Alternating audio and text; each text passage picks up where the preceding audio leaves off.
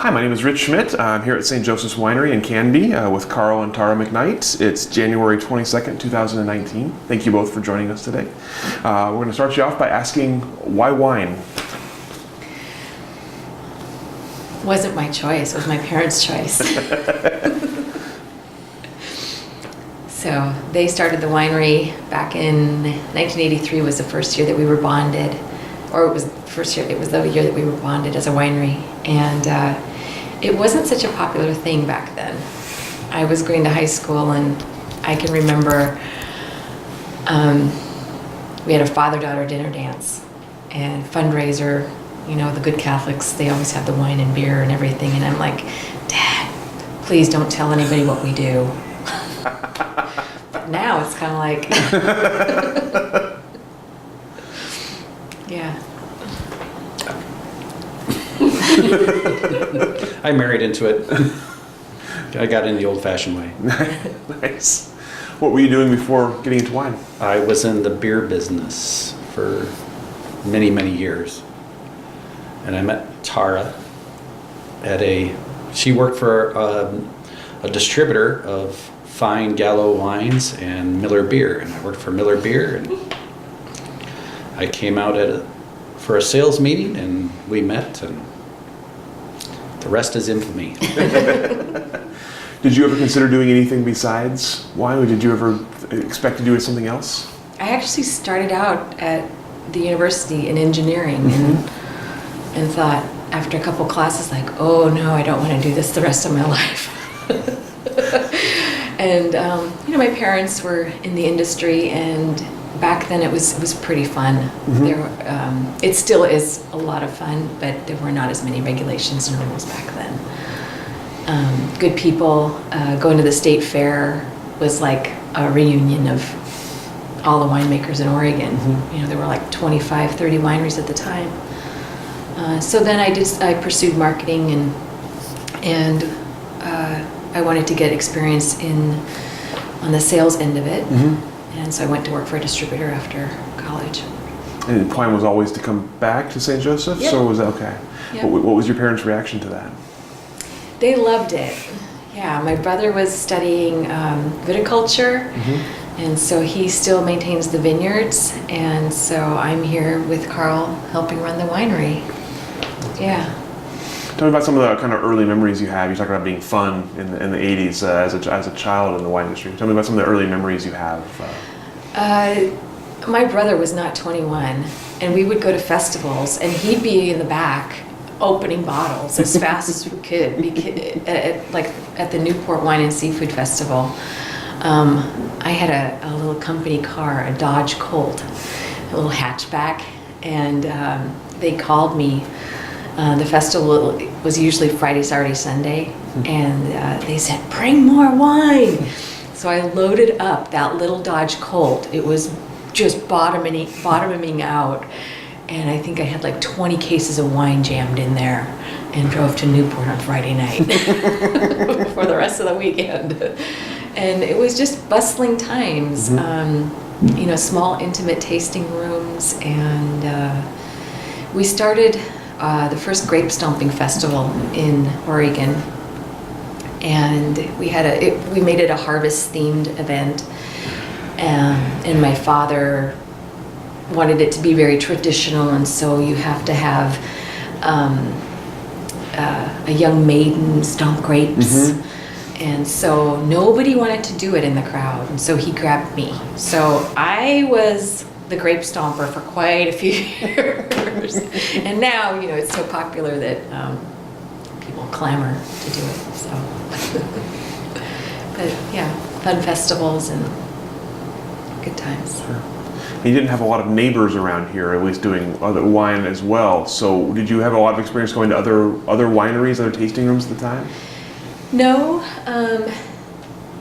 It was mostly meeting people at festivals and at fairs, and you know, going out to dinner after events, long hours. I do have a memory of when we first started. We planted back in '78 and '79, and we wanted to start making wine right away. Well, we had to wait for our grapes to be mature, so that took 3-4 years for a baby crop to come on. So in the interim, no internet at this time, and we're just looking in the phone book, calling friends in Lodi, people down in Southern Oregon, who's got grapes to sell us, because there wasn't that much production around here for us to purchase grapes yet. We still have a relationship with Roger Lane. He delivered this last year. We get Merlot and Cabernet from him. But I can remember driving down in this big flatbed truck with wooden totes, so not lined, and going to Lodi, and the truck would be just oozing grape juice all the way up. It was very concentrated fruit that was pressed those years. Yeah. So Carl, tell me a little bit about your sort of impressions as you came from beer into wine. What were your impressions? What made you interested in pursuing it? How corporate we are. I don't know. What did make... Well, we've been married 26 years, so that would be the reason I got into it. And we were living... we met down here, but then I moved to Seattle. So we lived in Seattle for our first 10 or 12 years. Mm-hmm. And we would drive down on vacation for the harvest and the grape stomping and the festivals. And we would work the festivals on the weekend and drive back up. And I thought, what a crazy life this is. And I was used to, it's a different scale of things when you work for a large Fortune 500 company. And I don't know if we're in the Canby 500. So a different scale and just a totally different life, mm-hmm. and in a very good way. What was it about it? Was there something specific that attracted you? Was it working with your hands? Was it being outside? Was there something that kind of made it palatable to you? So my earliest memories are driving down to Astoria, and Tara was working the festival, and I am trying to convince her that I'm the right person. So I drove down to Astoria, and I was amazed that I was not used to wine. I grew up in Florida, so there's not the wine culture that it is out here. And I couldn't believe that people would go in 25 to 30 degree raining weather to this festival and have such a great time in a tent. With the wind blowing. With the wind blowing, and that was the highlight for the year. And I thought, this is a good thing. And just that people were so proud to be able to grow something and then make something and then have people enjoy it, which is a nice way of life. So as you started working more at St. Joseph's here, how did you sort of develop your roles and what you needed to do, what you wanted to do, and kind of integrate into the team here? That's kind of for both of you.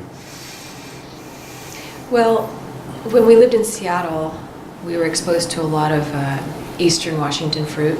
Mm-hmm. And coming back down here, it was Pinot Noir. We love Pinot. And this is an estate winery. But and my parents were very welcoming, and they wanted us to come and help with the business. Mm-hmm. But at the same time, we couldn't just walk in and, take over the business. Mm-hmm. And that wasn't our intention either. But we did want some autonomy, and we brought a little bit of diversity, and we have our own brand mm-hmm. that we started. Mm-hmm. Just so that, it's kind of hard to work with your parents and live so close by to your parents sometimes. So that gives us our own little outlet mm-hmm. to say. What about you, Carl? What kind of role did you fill as you started? It was, I don't know, a long time ago now, 15 or so years ago. We were still living in Seattle. We came down one Thanksgiving, and I had just taken a new job, and we were going to move to Phoenix, where it's nice and sunny. And it was Thanksgiving weekend, so the weather's a little moist and chilly. And we were here, and it's Thanksgiving weekend, so the tasting room's busy. And our kids were little, and we were thinking, gosh, if we move to Arizona, nobody ever moves back from Arizona. Once they go down, they never come back. And we had this chance to come in and take over a family business or be the next generation of family business, which doesn't happen that often in America, and certainly not in the wine business. So for us, it was a drastic kind of decision, and it took us 3 or 4 years to make it happen. And all along, her parents were in their 60s then and always hardworking. And so Tara knows how to organize things and keep things in line. And my job was more marketing based. And so that was a good fit. And then we figured somebody ought to know something about wine. So one of us has to go to winemaking school, a viticulture school, which ended up being me. And so the roles kind of evolved. As it started that I was Josef's lackey in the cellar, and he had to show me what a hose was and a tank was and all that good stuff. And then Tara organized the tasting rooms, and it's just kind of evolved. And we're a small operation, so we each wear multiple hats every day. Of course. And it's an interesting life. Where did you go for winemaking school? So at first I did, while I was still working a corporate life, I did online at UC Davis to learn all the basics. I did that for a year. And then after I left corporate life, I went to Chemeketa for the 2-year winemaking program and then the 1-year viticulture program. And I think, bulk or a vast amount of Oregon winemakers have gone through the program. It's a great program. Aside having to take college chemistry again, it was really good. So you mentioned the second label, Pheasant Run. Tell us about sort of how and why and that started, how you got it off the ground, and sort of what your goals were with it. You can answer that. Well, as Tara mentioned, when we lived in Seattle, and it's predominantly what people are drinking are Eastern Washington big jammy reds, which is the opposite of what's grown down here. So bigger fruit, lower acid, and it's a nice thing to have in the wintertime. And it's also a product that her parents, and particularly her dad, do not care for the New World style. And here we're more old school. And when we got into the business, we had run our own businesses, so we wanted to do some things a little bit different from the family. And we had for years and years driven by the old bank building in Aurora and looked at it and said, man, someday we're going to throw all our money away and restore an old building. And when we decided to open a tasting room, because we had figured early on that it's not the right message, so here everything is grown and made on the property, and what we're doing is bringing in fruit and making it, we thought we'd better do something different. So we were looking in Carlton and other places to put in a tasting room, and the people that had the bank building actually called us in this window and said, hey, we're going to sell this building. We know you like it. What do you think? And we were like, oh, that's unbelievable. So we bought it the 1st of July and opened the tasting room the end of July. Wow. And we had been dabbling in making... Yeah, we had been making the wine for a couple of years, and it was just sitting here. Yeah. We were looking for... What was the response then when you opened? Great. Yeah. We've been there 8.5 years, and it's been nice. It's been kind of like a hangout for a lot of local people, and a lot of people that find us become big fans, and we've had really, really great response. Yeah. So you mentioned the kind of different kinds of wines you're making there. Tell us a little bit about how you choose and what you make, and kind of what your favorites are of what's going on there. We kind of have a theme over there. It's an old bank building, and there are quite a few mishaps that happened there. And, our lots best of wealth. And yes, our best seller is Bank Rubber Red, and there's a true story that a lady that worked at the bank took the town's money to win back her husband, and it's a true story. Did it work? It did work for a while, and then he decided she didn't have enough money. And also the bankers, the people that owned the bank absconded with the money. This is another story, and they embezzled all the money. So of course, we have a nice couple of blends that are embezzler and bank robber red. But one of the things that her dad here is a traditionalist, and he likes 100% Chardonnay and 100% this. And I went to winemaking school and was taught, a little bit of this and a little bit of that can really enhance. So one of the reasons it started was, hey, can I do this little batch of this? And I want to add 5% Riesling to my Pinot Gris. I want to bring out some other flavors. And that's how it's been. So here, we're still doing very specific varietals, and there we're doing a lot of blends, both white and red, and try to do some nuances. Sure. Thank you.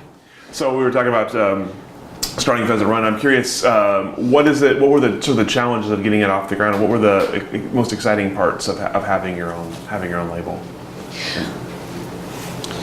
Well, The building. Yeah, the building, restoring an old building that was built in 1905 and we had restored an old house in Seattle, so we sort of thought we knew what we were doing. And just to do the floors, it was 8 50-pound bags of sawdust just to do the floor. So it was a little bit of work. And then when we did, so this has been almost 10 years ago, the thought of a tasting room not attached to a vineyard was still pretty new. Yeah. And so the challenge of what the heck is this? How do you get people? And St. Joseph's is off the beaten path, and then Aurora probably even more. So just that whole getting the word out. And how did you go about that? How did you go out and find customers? That's a good question. I don't think we had any customers for a year. We were open Wednesday, Thursday, Friday, Saturday, Sunday, and we were working, and maybe one person would come in because they wanted to check out the building. They thought it was a cute building. And then we thought, oh, we do not want to be open every day like this anymore. And so then we thought, let's do something for the community. And we started having music and food and fairly priced wines on First Fridays. And they've been super popular for us. And it's kind of like a gathering spot now. Yeah. And we got involved in the Aurora community, so they have concerts in the park, and we have the Wine-A-Bago. It's our wine serving vehicle that goes to the park and serves. Yep. And then we started the Aurora Wine and Chocolate Walk, which will now be the 8th year. And we brought other wineries to town for a charity event the first weekend of December. And that has done very well. So last year we probably had 400 people attend. Wow. And we've raised, almost 8,000 for Habitat. Oh, that's really cool. And that was a good way to do things that a little bit different. And then just having a different type of wine in an area that's dominated by Pinot is also sort of a calling card. And we refer back and forth too. Sure. Yeah. Sure. And we have a nice marketing The Cascade coalition. Foothills. Cascade Foothills Wine Group. So that's helped everyone in the group to be a part of that and refer to each other. Because you mentioned kind of being off the beaten path over here, other side of the freeway, not really known for wine over here, not as many. So the Cascade Foothills, what is it you're focusing on? Are you trying to draw people to the area? Are you trying to draw people who are already here and make them aware of wine? Or Cascade Foothills is this growing area that spans from pretty much Oregon City to Highway 20. Is it Highway 20 down? wow. Paluso is the Almsville. Wow, is, okay. is the furthest that it goes. It's mainly a marketing coalition, and we pool monies, and so we can buy a bigger ad in the thing and get people out here to this area. A lot of grapes are grown in this area. There aren't that many wineries, but a lot of grapes are provided to other wineries in the state of Oregon from this area. And our main focus, yes, was to bring people out to these mom and pop wineries that you can still go to, and behind the counter is probably the winemaker / owner / dish boy.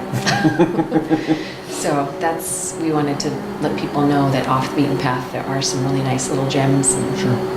yeah. Yeah, and her parents had been part of it, so it was Joe Dobbs Sr.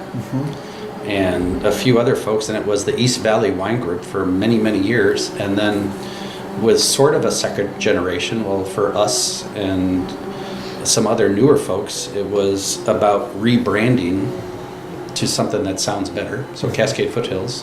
And then we were lucky enough to get some state-supported money to do a passport. And if all the wineries have $100 to spend or $1,000 to spend, that's not much. But if you have 15 guys all spending $1,000 on one project, that's pretty good. Yeah. What have you noticed in the last, say, 10 years in terms of, are you noticing a lot more traffic from out of the area? Are you noticing an effect based on all this? Yes, there are more lodging opportunities in our area, and so people are coming and making a little weekend out of, this area. We have more restaurants popping up, so that always helps. Yeah, people are into wine touring and they want to pick a destination and, pick a couple places to go. We've got some great farms out here, flower farms in particular. Wooden Shoe has started their own winery and they have the tulip fields.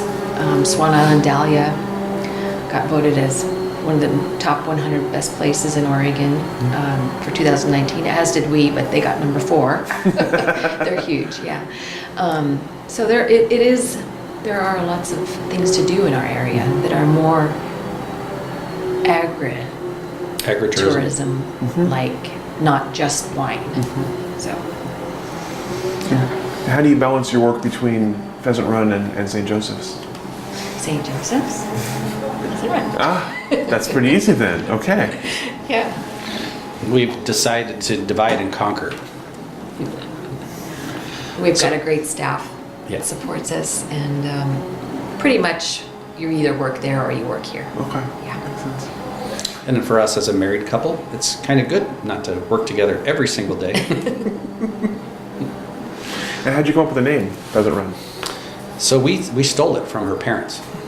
So back in the 80s, her dad would make a lot of wine, and if he didn't have a sales plan for it, he would sell a container to the East Coast or California, or it was in Ralph's grocery stores in California for many years under the Pheasant Run label. And when we decided to do that, you have to go be bonded and have TTB clearance, and you need some trademarks and this and that.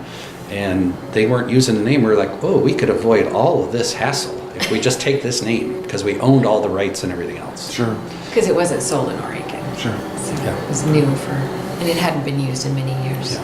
And so we were fortunate enough to do that. And it's also the name of one of the original vineyards, which happens to be across the street. And that's fruit that we sell to other wineries.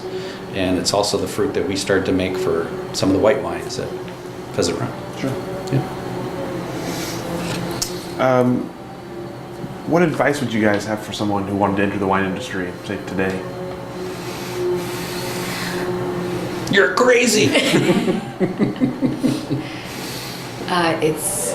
We are so lucky to have this fall into our laps, because I think you need a lot of capital to start a winery these days. I don't even know how much money you need, but I think it's a lot. So my mom always said, if you want to make a little bit of money, you got to start out with a lot of money in the wine industry.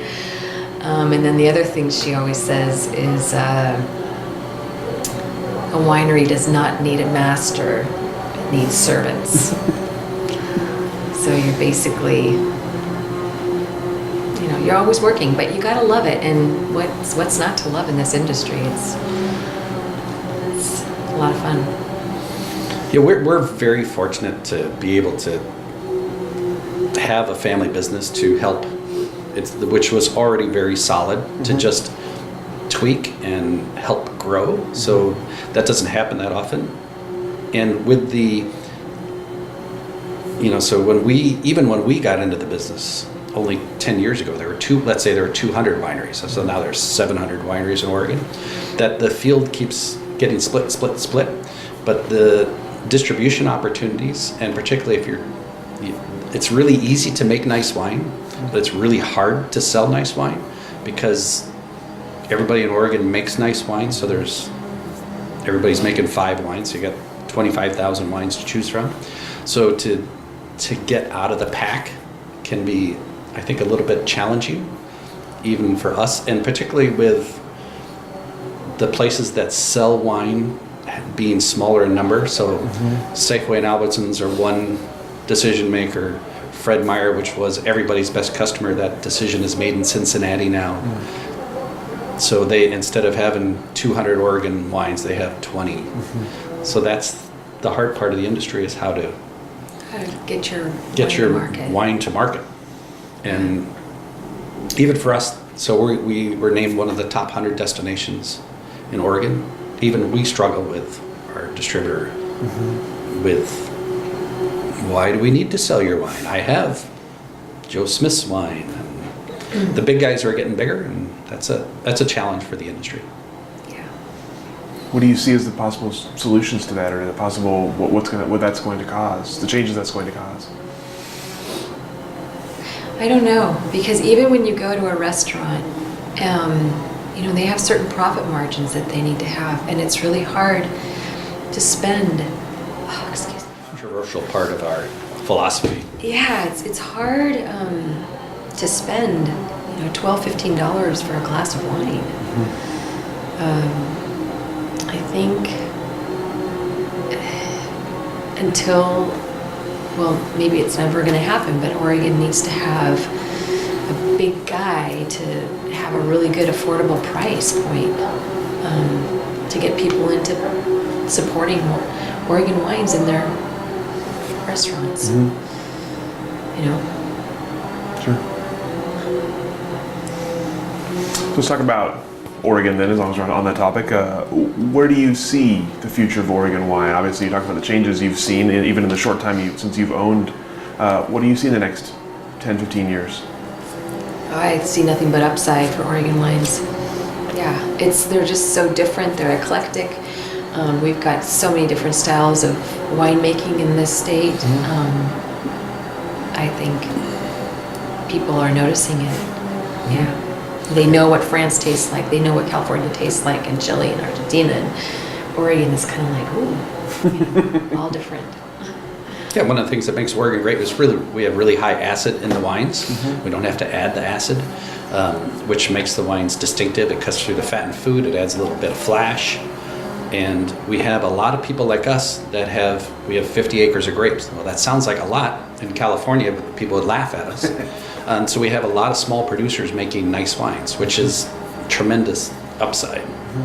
And if the climate gets warmer and the Pinot Noir gets darker and a little bit more alcohol, that's not going to hurt ours. It's probably going to open a window for some other varietals as well.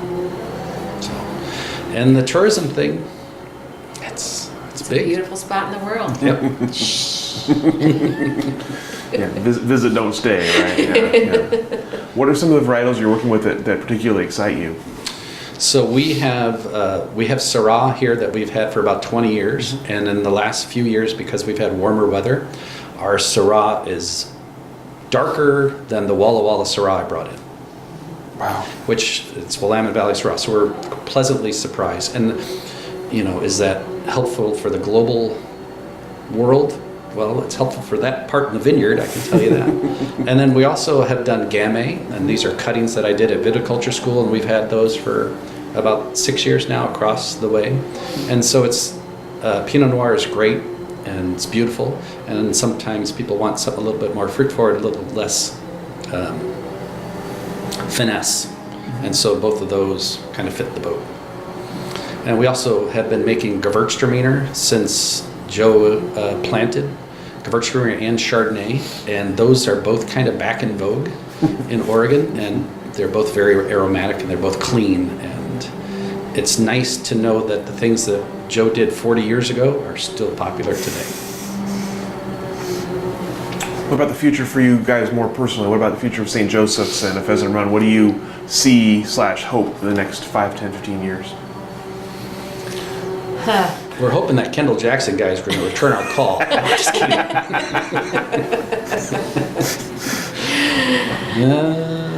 We have one of our sons is interested, so we'll see how that goes. The other one It's too smart. Yeah, so the one that has worked here at the winery for 5 years is not interesting. The one that has goofed off is interesting. So we'll see. We have 2 boys in college, and we don't know what'll happen. We'll just let it happen how it happens. Yeah. She feels that she and her brother were pushed into a family business, and we don't want to make our kids feel like they have to do a family business. However, if they choose to be involved, that's great too. Sure. We'll be doing cartwheels. What are some of the, as you look forward, we talked about kind of the future, what are some of the challenges either for, you kind of mentioned consolidation and all of that, challenges for the industry in general, what are the obstacles besides, sorry, I'm going to start over. I'm tongue-tied. What are some of the challenges you see for the Oregon industry as you look down the road, besides consolidation? Are there others on the horizon, things that concern you? Well, I think Tara touched on the pricing dynamic. So if you're so we're 700 wineries, and most of us are smaller scale, so we're producing 5 or 10 or 20,000 cases. And to be affordable so that you or your crew can buy a $15 bottle of wine, it's very difficult for a winery to have all the equipment and the marketing and the salespeople and make 20,000 cases or whatever of $15 wine. And if you're buying it for $15 in a store, that means it's going to be $15 in a bar or a restaurant. And people don't spend that much. So the one thing that has happened to us, the one thing that's happened with microbrews is that the restaurant world has really pushed to have a lot of microbrews. You can go into any restaurant in the Northwest and there's 5 or 6 or 7 local items on tap. And it could be hyper local, but what you don't find are 6 Budweiser and 6 Miller Lite taps. However, if you go to a restaurant and you look at the wine list, it's the opposite. And that's because wine is, it's different because we're growing the grapes in Oregon because we're smaller farmers and because we're paying our labor 12 something an hour in the vineyards. We can't price our wines like in Chile where the field workers making $12 a month. And here we're making $12 an hour. So that dynamic is tough on the Oregon industry, which is all premium. So that'll be a hurdle for the future, and then particularly with minimum wage. Sure. What is the minimum wage? It's 13 something, isn't it? Depends on where you are now. Yeah, it depends.